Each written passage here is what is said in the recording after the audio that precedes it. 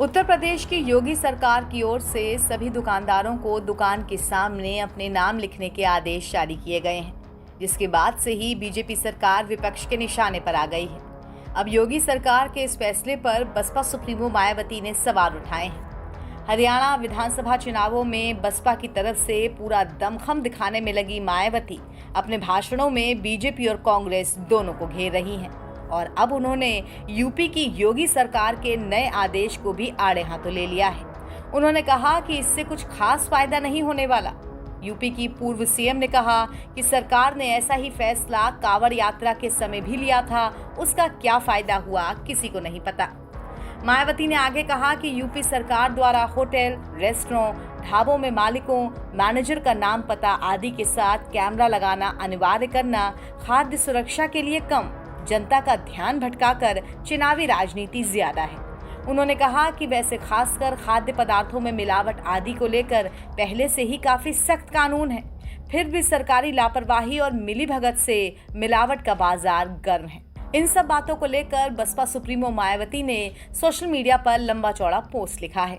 वो लिखती हैं, यूपी सरकार द्वारा होटल्स, रेस्टोरेंट, ढाबों आदि में मालिक, मैनेजर का नाम और पता, उसके साथ ही कैमरा लगाना अनिवार्य करने की घोषणा कांवड़ यात्रा के दौरान की ऐसी कार्रवाई की तरह ही फिर से काफी चर्चाओं में है। ये सब खाद्य सुरक्षा हेतु कम व जनता का ध्यान बांटने की चुनावी राजनीति ज्यादा है। इसी क्रम में मायावती आगे लिखती हैं, वैसे तो खासकर खाद्य पदार्थों में मिलावट आदि को लेकर पहले से ही काफी सख्त कानून मौजूद हैं, फिर भी सरकारी लापरवाही, मिलीभगत से मिलावट का बाजार हर तरफ गर्म है। किंतु अब दुकानों पर लोगों के नाम जबरदस्ती लिखवा देने आदि से क्या मिलावट का काला धंधा खत्म हो जाएगा? इसके बाद मायावती तिरुपति मंदिर में प्रसाद के लड्डू में मिलावट का भी जिक्र करती हैं और कहती हैं कि इसे लेकर के भी राजनीति जारी है।